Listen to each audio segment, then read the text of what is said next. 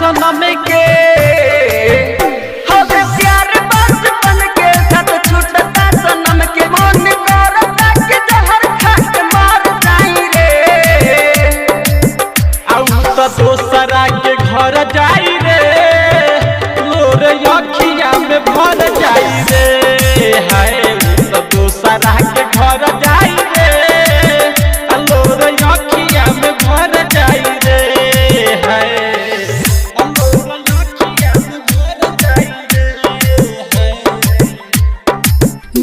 director Prabhunand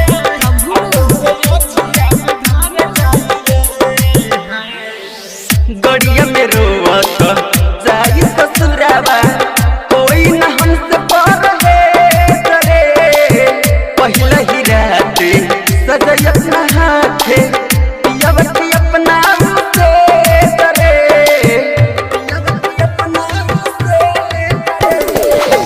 गड़िया में रोवत जाई ससुरावा कोई न हमसे परे जरे पहला ही रात सजही अपना हाथ पियवती अपना से जरे पीछे रही हम परल बाकी मन नहीं भरल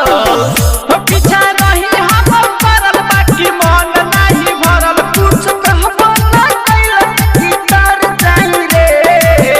आउ तो दोसरा के घर जाई रे लोर अखिया में भर जाई रे हाय तो दोसरा के घर जाई रे लोर अखिया में भर जाई रे हाय प्रभुनंद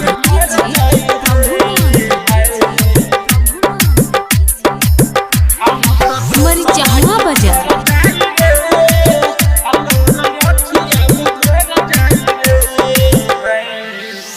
मन के दुलारी रहे बड़ी प्यारी ओम पर का सजी बलाम हो अपन मननी हो हम नहीं जननी हो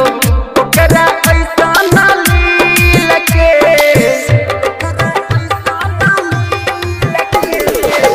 मन से दुलारी रहे बड़ी प्यारी कमल से और बलाम हो अपन मननी हो हम नहीं जननी हो ऐसन एकरा हाली लागे भर परे बतना कर हमें मर के जाई ठोकर